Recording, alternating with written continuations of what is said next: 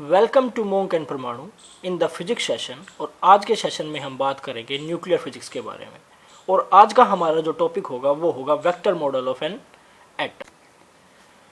पिछली क्लासेस के अंदर आपने एटम के बहुत सारे मॉडल्स पढ़े होंगे, जैसे डाल्टन्स मॉडल, रदरफोर्ड मॉडल और या फिर बोर मॉडल। तो उन सभी मॉडल्स के अंदर हमने एटम्स के अंदर जो भी कंस्टिट्यूएंट पार्ट्स हैं, पार्टिकल्स हैं, उन सब के बारे में पढ़ा।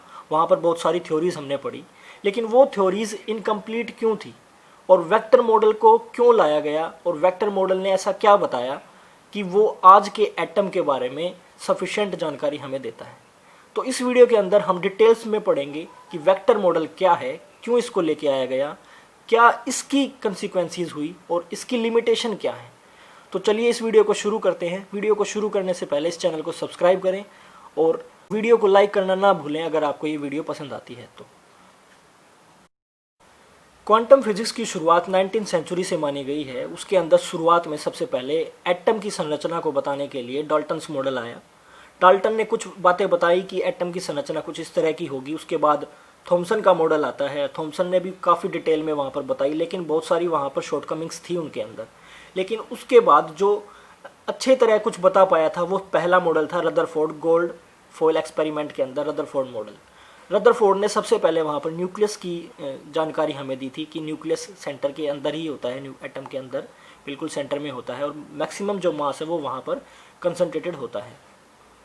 उसके बाद एंगुलर मोमेंटम और स्टेशनरी स्टेट्स का जो कॉन्सेप्ट है वो बोर द्वारा लेके आया गया।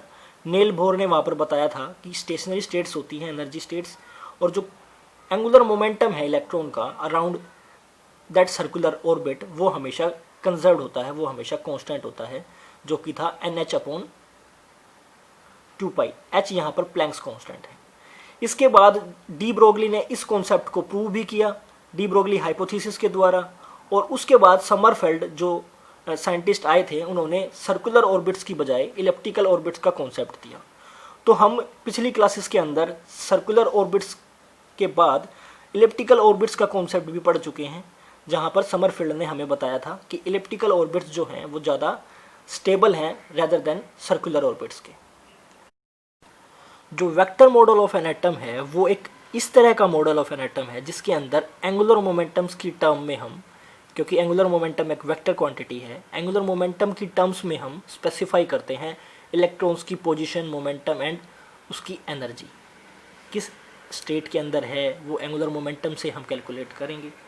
Basically this model is the extension of Rutherford Bohr Sommerfeld atom model to multi electron atoms. यानी कि जो रदरफोर्ड, बोर और समरफील्ड ने जो भी कैलकुलेशंस दी थी, जो भी थ्योरी दी थी, उस सब का एक्सटेंशन है vector atom model vector form के अंदर for a multi electron atom, यानी कि एक से ज़्यादा इलेक्ट्रॉन्स के लिए।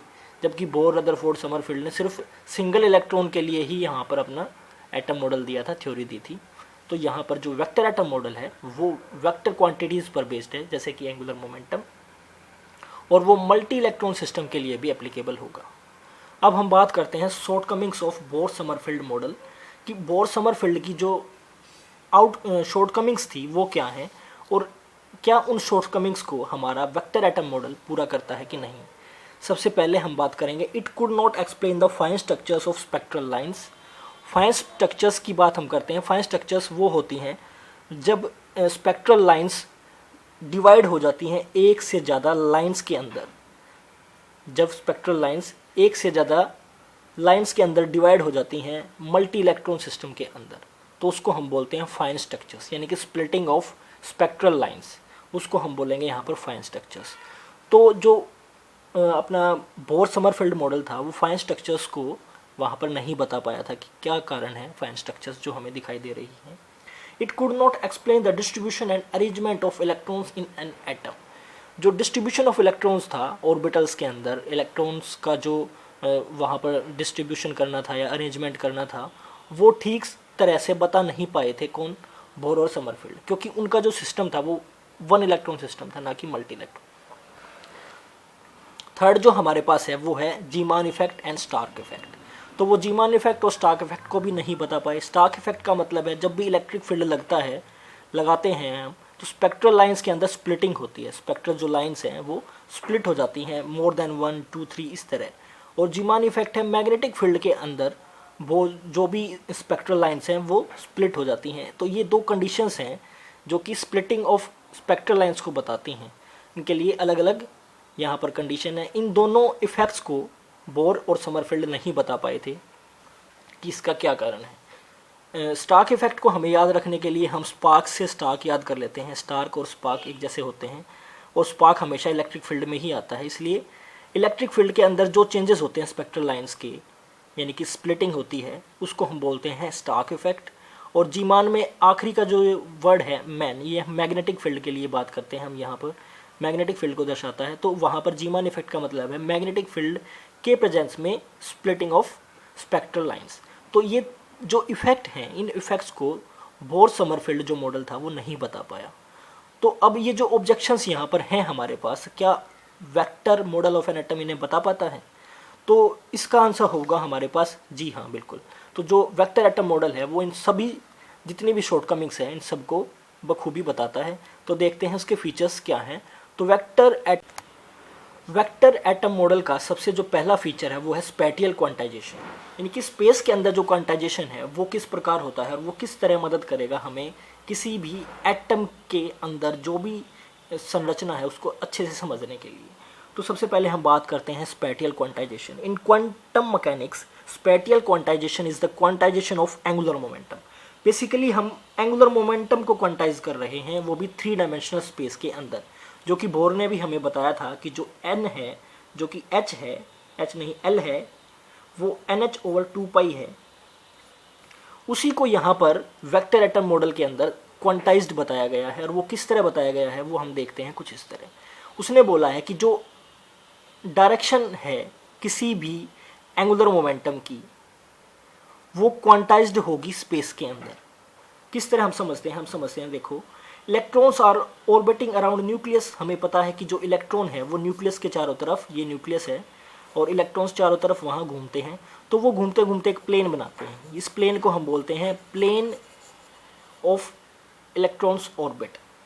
तो the plane of orbiting electron earlier considered to be randomly oriented. वो किस तरह माना जाता था कि वो रैंडमली ओरिएंटेड है। देखो कैसे, अगर मैं यहाँ पर बात करता हूँ, ये न्यूक्लियस है और इसके चारों तरफ यहाँ पर एक इलेक्ट्रॉन ऐसे घूम रहा है, ठीक है, और दूसरा इलेक्ट्रॉन यहाँ ऐसे, तीसरा यहाँ ऐसे।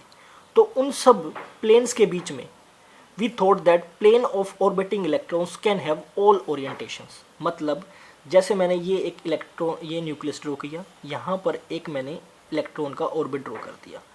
अब यहाँ पर जो एंगुलर मोमेंटम है वो ये है, ठीक है। मैं एक एक्सिस ले लेता हूँ, ये मैग्नेटिक फील्ड की एक्सिस है, मान लो मैग्नेटिक फील्ड ये है। इस एक्सिस के हिसाब से एंगुलर मोमेंटम मान लो डिग्री बनाता है 25 डिग्री। तो दूसरा जो ऑर्बिट होगा वो बनाएगा 30, मान लो। तीसरा जो ऑर्बिट है वो 45, 46, 47, 50, 55, 67, 68, इस तरह अलग अलग वैल्यूज़ वहाँ पर हमें मिलेगी एंगुलर मोमेंटम की प्लेन ऑफ ऑर्बिटल से, जो ऑर्बिटिंग इलेक्ट्रॉन है। लेकिन ये जो कॉन्सेप्ट था ये बिल्कुल गलत था। वेक्टर एटम मॉडल में ये बताया गया कि कोई भी इलेक्ट्रॉन किसी भी ऑर्बिट में अगर घूम रहा है तो उसका जो एंगुलर मोमेंटम है वो क्वांटाइज्ड होगा। कुछ ही ऐसी फिक्स्ड वैल्यू होंगी जो वो रखेगा, जैसे 30, 90, 15, 95, इस तरह सभी वैल्यूज़ उसके पास नहीं होंगी। 1 2 3 4 7 8 9 इस तरह सभी वैल्यूज़ उसके पास नहीं होंगी।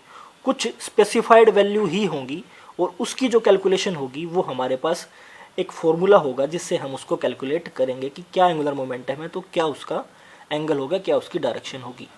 तो वो जो एंगल्स हैं वो सारे क्वांटाइज्ड हैं। अगर आप समझ पाए हों तो मैं बता देता हूँ। यहाँ पर न्यूक्लियस है और ये वो मैग्नेटिक फील्ड लाइन है, रेफरेंस लाइन है।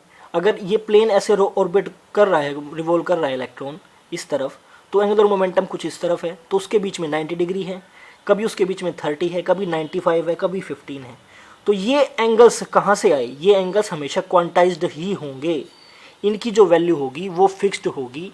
ये 91, 92, 93 नहीं होंगे, ये स्पेसिफाइड वैल्यू होंगी, चाहे वो 5 वैल्यू क्यों नहीं स्पेसिफाइड हो, जैसे 27, 28, 29 और 30।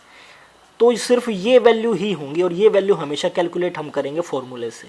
ठीक है, तो इसका मतलब है कि जो एंगुलर मोमेंटम है वो सभी डायरेक्शंस में ओरिएंटेड नहीं होगा, 0 to 360 नहीं होगा, वो कुछ ही वैल्यूज़ पर ओरिएंटेड होगा, चाहे वो 30 हो, 90 हो, 45 हो, वो अलग बात है। तो यहाँ पर वही लिखा है, जो प्लेन परपेंडिकुलर है ऑर्बिटिंग इलेक्ट्रॉन का वो एंगुलर मोमेंटम को शो करता है, और एंगुलर मोमेंटम हमेशा हम समझते हैं कि 90 डिग्री होगा, किसके, प्लेन के हमेशा 90 डिग्री होगा, लेकिन जो रेफरेंस लाइन है उससे अलग अलग एंगल पर होगा। हम सोचते थे कि वो 0 to 360 होगा, लेकिन ये कॉन्सेप्ट हमारा गलत है। बोर पोस्टुलेट्स में जो L है क्वांटाइज्ड है, और उसकी जो वैल्यू होगी वो NH/2π होगी, तो उसकी डायरेक्शन जो होगी वो हमेशा 0 to 360 एंगल के बीच में होगी, लेकिन क्वांटाइज्ड होगी, कुछ वैल्यूज़ पर होगी। 0 से 360 के बीच में 360 डिग्रीज हैं, 360 एंगल्स हैं अलग अलग, लेकिन 360 के 360 एंगल्स वो नहीं ले सकता, वो कुछ ही एंगल लेगा और वो भी स्पेसिफाइड लेगा।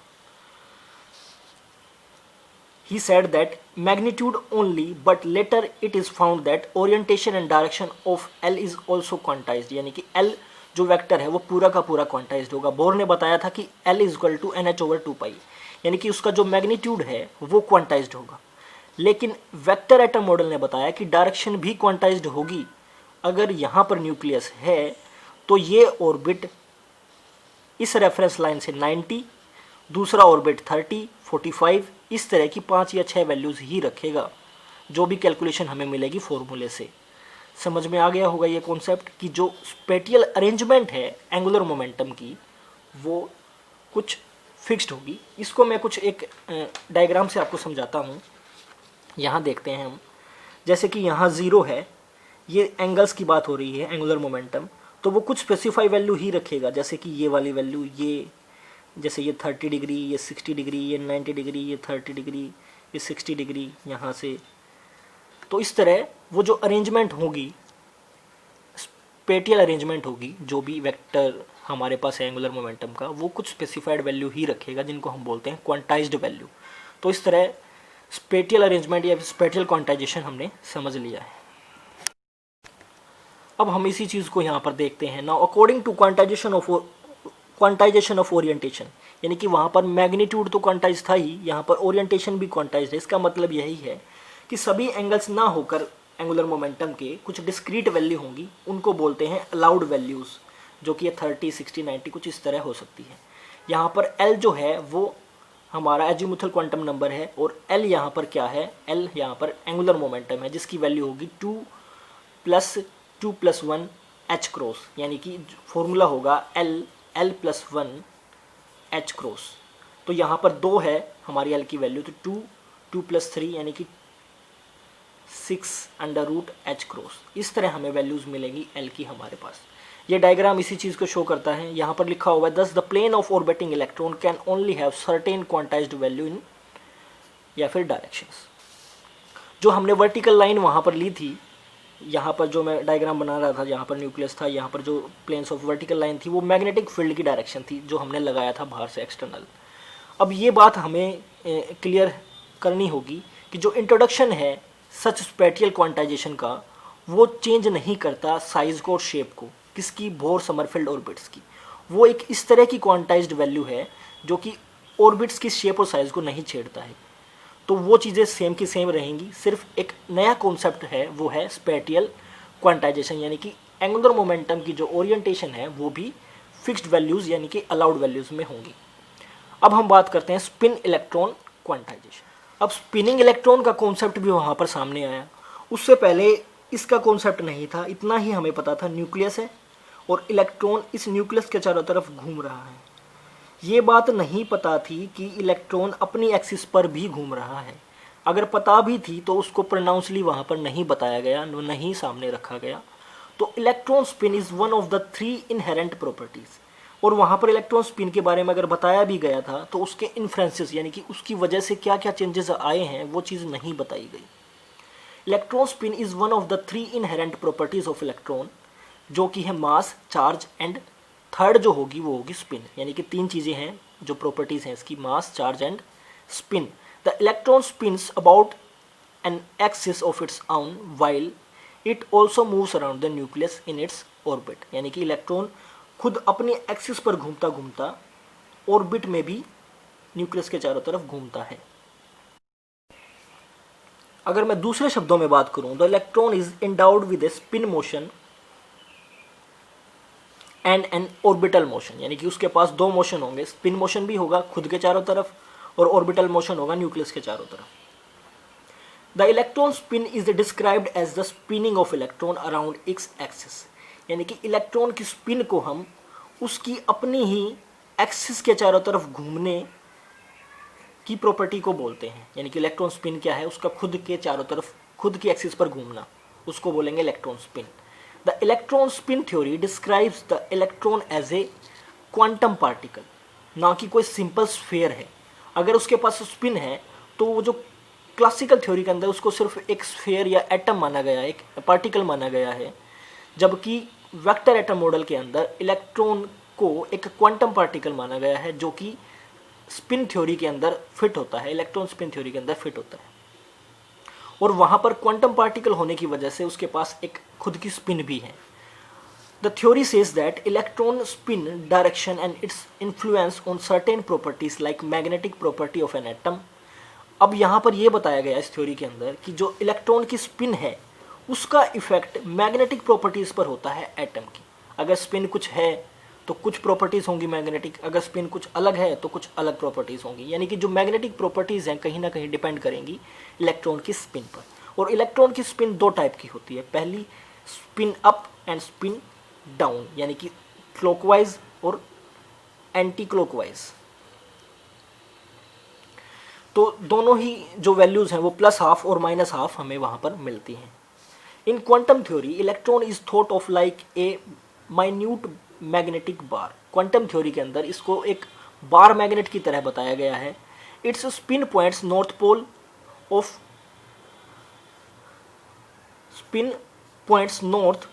Of the minute bar. जो इसकी स्पिन है वो हमेशा इस डायरेक्शन में होगी जिस तरफ नॉर्थ पोल होगा। यानी कि ये इस तरफ घूम रही है तो इसका नॉर्थ पोल इस तरफ है, अगर इस तरफ घूम रही है तो नॉर्थ पोल कुछ इस तरफ है।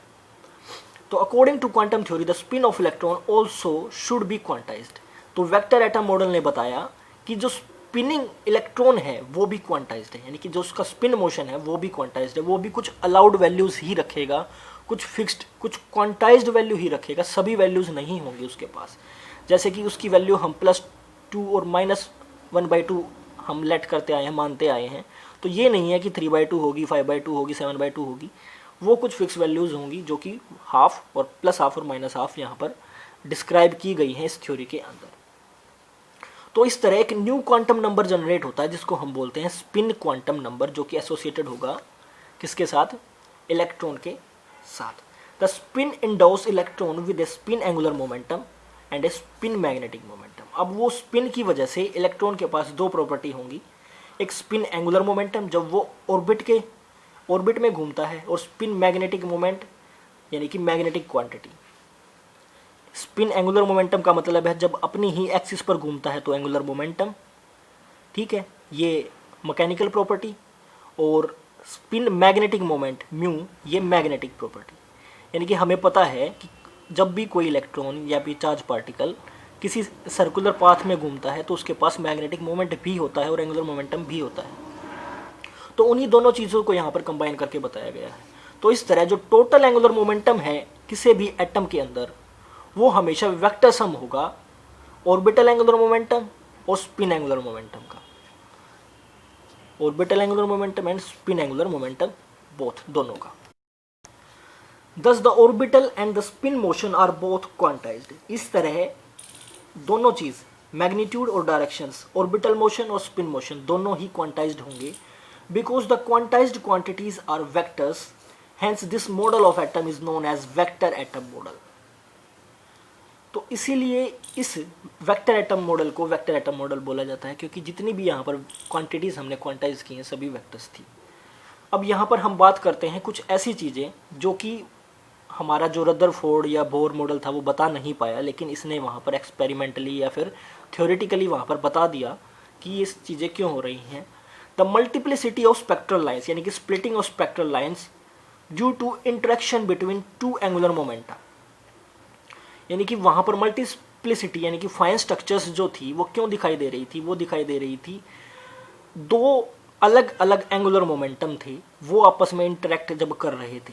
एक एंगुलर मोमेंटम था इलेक्ट्रॉन का स्पिन और एक था ऑर्बिटल, यानी कि जब वो ऑर्बिट में घूमता है तब एंगुलर मोमेंटम, और वो जब अपने चारों तरफ घूमता है तब एंगुलर मोमेंटम। उन दोनों एंगुलर मोमेंटम के बीच में इंटरेक्शंस हुई, जिसकी वजह से वहाँ पर क्या मिलता है, स्पेक्ट्रल लाइंस, फाइन स्ट्रक्चर्स देखने को मिलती हैं।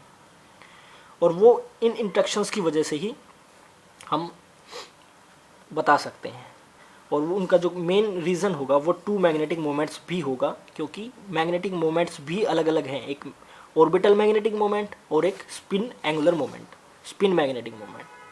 The above concept were then supported by Stern Gerlach experiment. अगर आपने स्टर्न गेलाच एक्सपेरिमेंट पढ़ा है तो आपको पता होगा, आप स्टडी भी कर सकते हैं, हम अगली वीडियोज़ में आपको ये एक्सपेरिमेंट भी देंगे। तो इस तरह हम ये पता लगा सकते हैं कि वेक्टर एटम मॉडल जो है वो काफ़ी हद तक सभी प्रॉब्लम्स को सोल्व करता है। तो नेक्स्ट वीडियो के लिए बने रहें हमारे साथ, और इस वीडियो को अगर ये आपको अच्छी लगी तो आप इसको लाइक भी करें और कमेंट करना ना भूलें।